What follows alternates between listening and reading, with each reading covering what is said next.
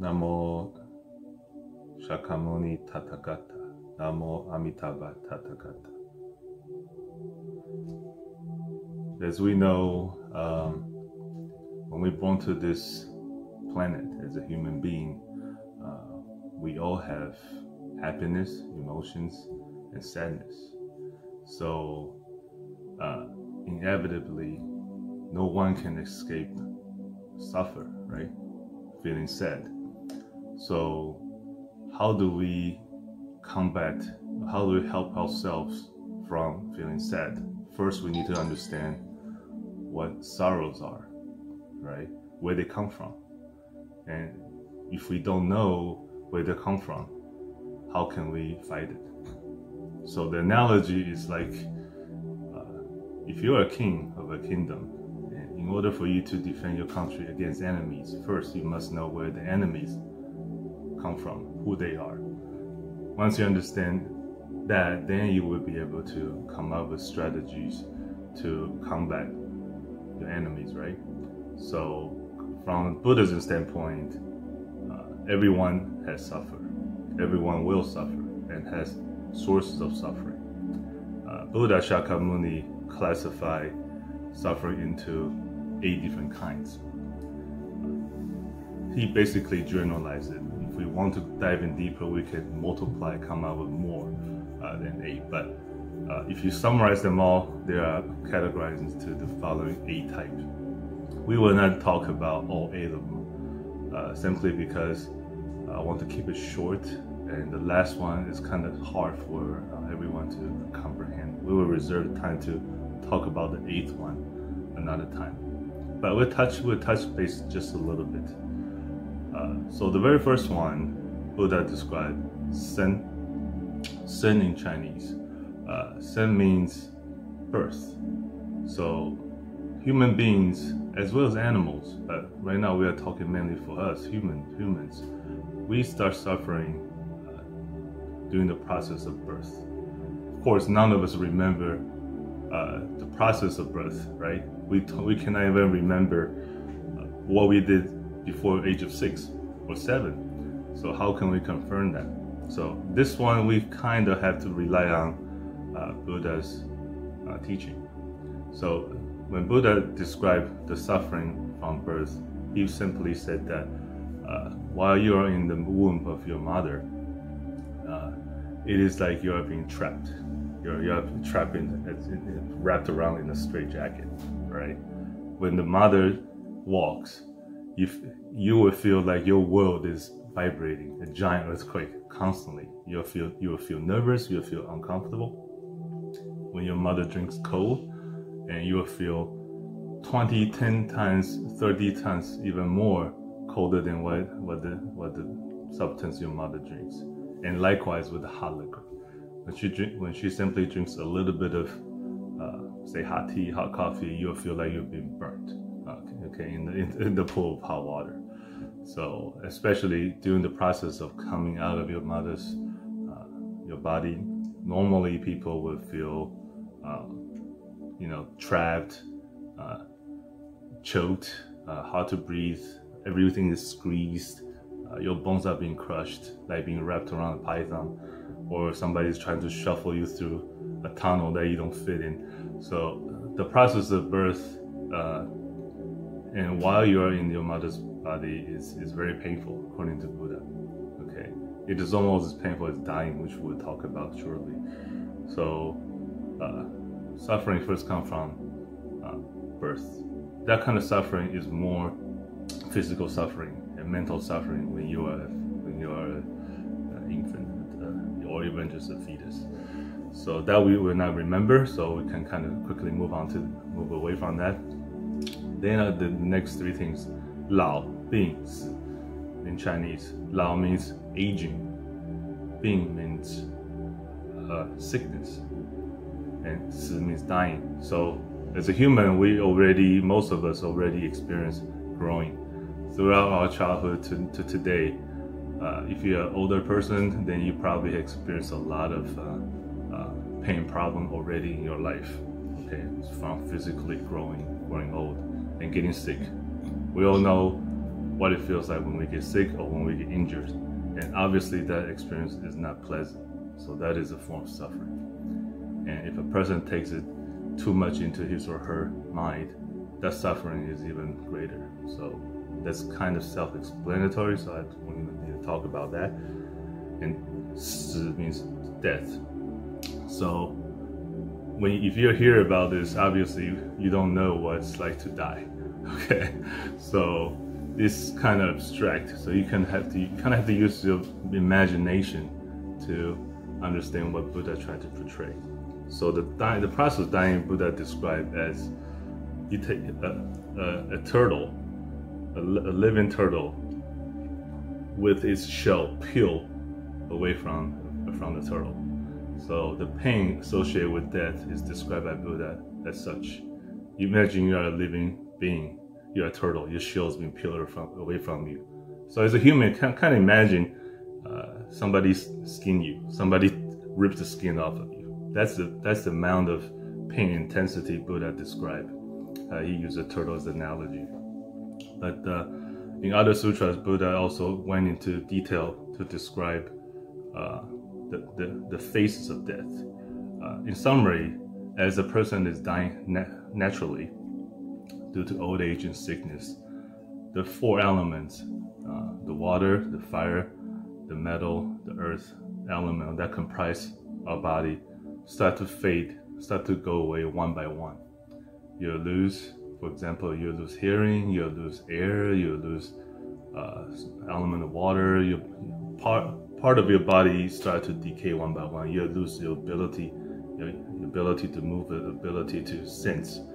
As each element fades, your awareness also fades, and in some point you cannot even move or talk or hear. So that process obviously is painful.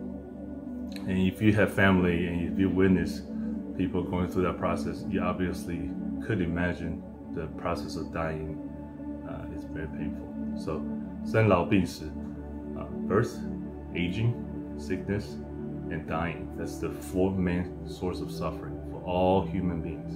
Okay, so once we understand that, we know that's inevitable. We should actually be a little bit at peace, right, to ourselves. Then there are the other four types that we can talk about a little bit here. One is 求不得. 求不得 in Chinese. In English, it means you cannot get what you wish for. So this one, I think everybody could easily relate to. That it be a material thing, a TV, a bike, a job, a promotion, or something or somebody that you want. Okay, a boyfriend, girlfriend. You want something. Whether you want something subconsciously or purposefully want something, the fact that you don't have it, that itself creates suffering. Because you'll be thinking about it, right? You'll want to get it. You'll do things to get it. So until you get to what you wish for, that process itself is considered a source of suffering.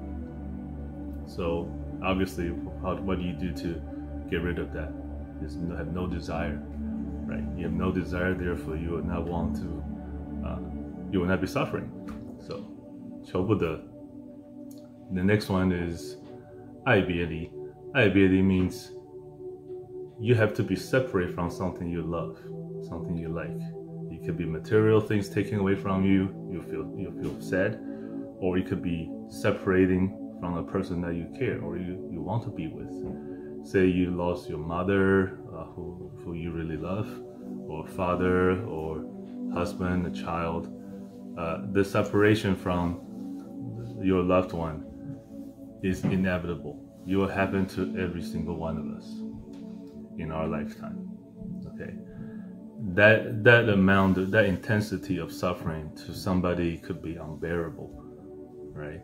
Somebody loses a child, for example, and he or she simply couldn't handle it, or him or herself, or would never come out of it.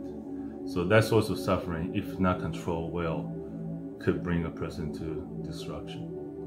Okay, so we talk about That's important to realize. The next one is 怨憎会 in Chinese.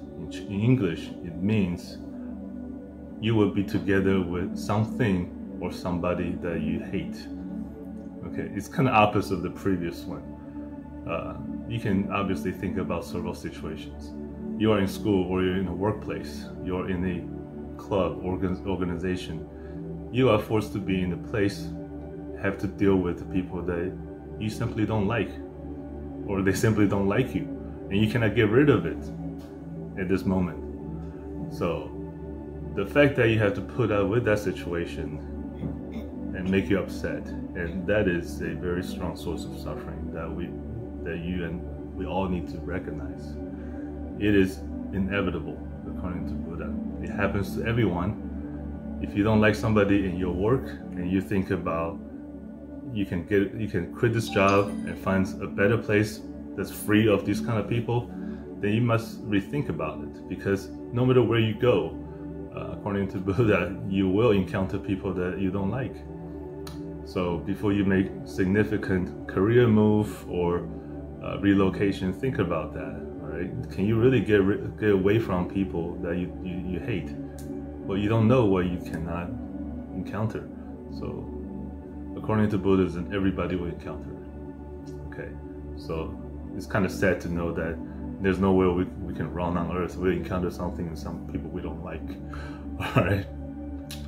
And the last one, we'll probably just talk a little bit, touch base on, is the 五阴四圣. 五阴四圣 in English is kind of hard to translate. It's the fight aggregates.